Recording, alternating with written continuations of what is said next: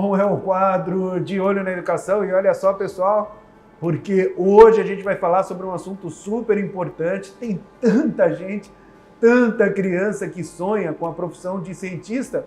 Por isso estou aqui com o Adalberto Fazio, que faz 40 anos que é cientista, professor e tudo mais. Tudo bem, Adalberto? Muito obrigado por nos atender. Tudo bem, eu que agradeço. Bom, ainda hoje muitas crianças sonham com essa profissão de cientista, né? O que é preciso fazer para se tornar um cientista? É uma boa pergunta. Eu acho que a gente começa a ser cientista naquela idade que chega, mãe, que é isso? Pai, que é isso? E nem sempre eles respondem. Com o passar do tempo, você vai vendo que é... Agora fiquei entusiasmado. Será que meu filho vai ser cientista? Porque ele tá assim, viu, Adalberto? Tá assim? Tá assim, pergunta tudo e tem coisa que eu olho para minha esposa e ela olha para mim e fala, e agora? Pois é, aí ele vai descobrir que algumas respostas a ciência explica. E aí caminha para a ciência. E eu estou falando isso brincando, mas é o que eu quero dizer que o que é importante para ser um cientista é saber fazer boas perguntas e não as boas respostas. Então, nas boas perguntas que vem uma consequência às respostas. E a ciência evolui respondendo questões, né? E a gente aprende que a ciência responde, mas a gente também aprende que a ciência não tem todas as respostas. É isso que torna a ciência aquilo que a gente tem que acreditar. Então a ciência nunca é um dogma. E a criança, ela desde o começo, ela tem isso. E, obviamente depois ela quer fazer outras profissões que são tão belas quanto a ciência. Pode ser artista, né? Engenheiro, né? Mas a curiosidade de se caminhar numa ciência é grande na criança. E às vezes eu me pergunto por que não tem mais criança querendo fazer ciência. Essa é uma pergunta. E aí, eu te faço essa mesma pergunta. Por quê? Porque talvez a gente não está sabendo lidar com essas crianças no ensino fundamental e no ensino médio. É muito importante, né, no ensino fundamental e no ensino médio, ela ter a capacidade de manipular, ter as perguntas, o professor saber dizer que ele não sabe responder todas as perguntas. É isso que instiga, né, a criança a fazer ciência. Então, particularmente aqui na ILO, a gente tem uma preocupação, até com os professores do ensino médio, da gente mostrar mais ou menos como é que você faz isso, uma criança ela se despertar para a ciência. E aqui eu estou falando de biologia, química, física, matemática, ciência de computação, né? Então, acho que esse é um ponto, né? Mas, enfim, estamos melhorando. Bom, em termos de curso, quais os cursos que existem para quem quer seguir essa opção? Aqui no Brasil tem muitas vagas disponíveis em qualquer área da ciência. Então, física, por exemplo, tem muitas vagas, química, biologia. Então, e boas faculdades, né? Um corpo docente competente, que elas podem caminhar, né? Mas a criança, no meu tempo, tinha uma coisa que no seu não tinha. Ligue-ligue. Hoje tem esses blocozinhos de como é que chama? Dos Legos. No meu tempo era ligue-ligue. Era um negocinho horrível, mas que a gente tentava fazer máquina, tentava fazer alguma coisa. E que já ia treinando, já né, ia professor? treinando e isso despertava curiosidade. Mas eu, em particular, eu comecei mesmo, eu acho que no final, na época, era ginásio, né? E tinha muita discussão da Guerra Fria. E eu chegava para o meu pai, o que é bomba atômica? Bomba atômica é aquilo que vai acabar o mundo. Pô, aí então sabe? Aí eu entrei no científico, eu ganhei uma bolsa para passar um dia em São Paulo, numa exposição promovida pela USP, na época pelo professor Ernesto Hamburg, sobre física nuclear. E aquilo, vou fazer física. Então, desde aquele tempo, me despertou essa vontade de fazer física. Bom, e depois da formação acadêmica, é importante também que se invista em cursos mais avançados? Sim, sim. Obviamente, normalmente a carreira é assim, você faz um curso, né? Aí você vai para o doutorado. Ou faz o doutorado no Brasil, ou faz o doutorado no exterior. E depois, normalmente, você tem o que nós chamamos de pós-doc. Então ele já não tem mais um orientador, ele vai ter só o responsável, que é o pós-doc, que normalmente a gente faz no exterior, o pós-doc, né? E obviamente também pode ser feito no Brasil. Daí ele vai ser, esperamos que ele seja contratado. E no Brasil, esse é um problema, que a maioria deles, eles são contratados, eles procuram as universidades, né? Mas as empresas poderiam absorver esses pesquisadores. E no Brasil a absorção é muito pequena, né? Diferente da Alemanha, Estados Unidos, etc. Então essa é a carreira do cientista. Estudar, estudar, estudar. E quando tiver um tempinho extra, estuda também. Estuda também, escondido da esposa. E é importante também, né, Adalberto, um segundo idioma, né? Ah, sim. Hoje, normalmente, a língua inglesa é a língua oficial da ciência, né? Porque as revistas são escritas todo no idioma inglês, né? Então, ele tem que saber o inglês. E isso é importante para a carreira, porque ele vai ter que ler um artigo do par dele, dos colegas.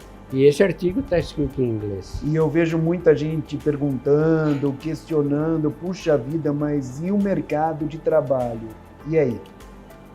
O mercado de trabalho é amplo, tem várias opções? Não. O mercado de trabalho no Brasil são as universidades. Agora, os grandes centros de pesquisa, o Ministério de Ciência e Tecnologia, por exemplo, tem mais de 25 institutos de pesquisa, que o CNPq aqui faz parte, né? Então, lá, muitas vezes são disponibilizadas vagas, né, para pesquisadores. Nas universidades são concursos públicos para a docência, né, e docência e pesquisa. Então, é esse campo. Nós poderíamos ter muito mais se as empresas, a indústria, tivessem laboratórios ou aplicassem mais recursos para a pesquisa. Né, isso, certamente, isso é importante, né? Bom, além do senhor citou essa questão que envolve aí institutos de pesquisa, que é super importante, tem também publicação de artigos, tudo isso é bem legal também, né? Isso para a gente o reconhecimento do par, né? Então, quando você faz uma pesquisa, você vai escrever um artigo e submete esse artigo numa revista. Esse artigo são revisados por colegas, que você não sabe quem são, né? E esses artigos, quando são aceitos, a gente festeja, porque daí você vai ter uma comunidade muito grande lendo aquele trabalho que você dedicou muitas horas, muitos dias, às vezes anos e anos para fazer aquele trabalho. E o senhor está falando estudar, estudar, estudar. Tem muita gente que desiste no meio do caminho, imagino, por ser algo não tão fácil assim, por isso a persistência é fundamental, né? Tem que persistir. Tem que persistir, isso é fundamental. Uma coisa que muitas vezes leva a desistir é o que nós chamamos de fracasso. Mas o fracasso não é uma coisa ruim. Fracasso é uma coisa boa, no sentido de que com o fracasso você aprende. Muitas vezes, não deu certo isso, desiste. Não deu certo por quê? Né? Thomas Edison, que fez a lâmpada, né, uma vez falaram, você errou mais de 5.000 vezes para encontrar o filamento. Ele falou, não errei, eu acertei 5.000 vezes.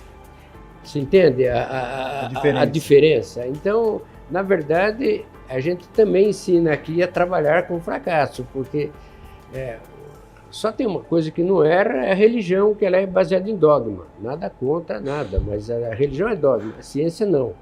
A ciência muda, né? Por isso que a gente tem os grandes pesquisadores, Einstein, Newton, Heisenberg, Schrödinger. Esses caras são os caras que tiveram muito sucesso. Nem todos vão ter esse sucesso de grandes mudanças de paradigma.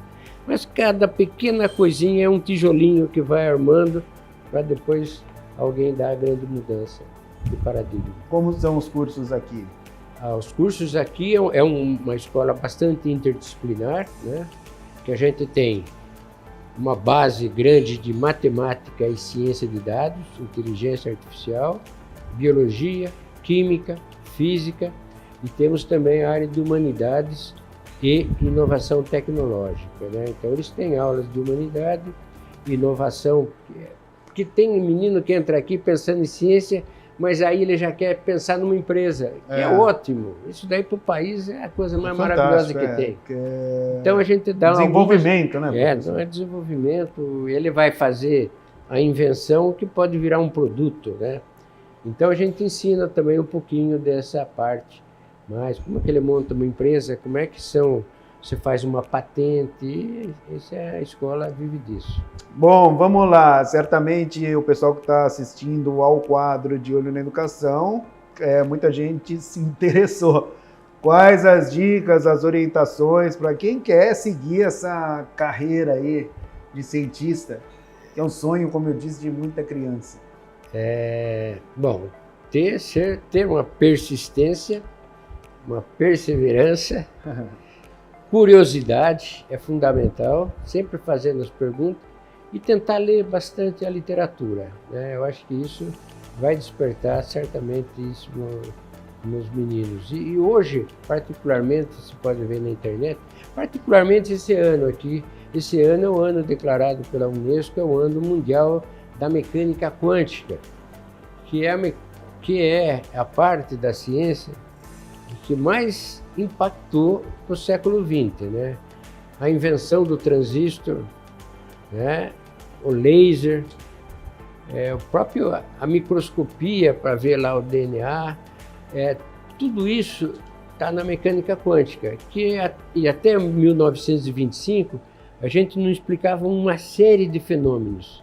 A gente conhecia todas aquelas coisas, mas tinha uma série de fenômenos que a gente não conhecia. Em 25, um artigo, Werner Heisenberg. Olha aí, pessoal. Werner Heisenberg, ele fez esse artigo que fez uma mudança de paradigma. E a gente estuda até hoje aplicando essa mecânica quântica. E vai aprendendo cada vez mais. Vai aprendendo cada vez mais. Valeu, professor. Eu que agradeço aí. E visitem a ILUM. Boa. Bom, pessoal, eu sou o André Aranha, você já sabe, né? Estou sempre de olho na educação. Tchau.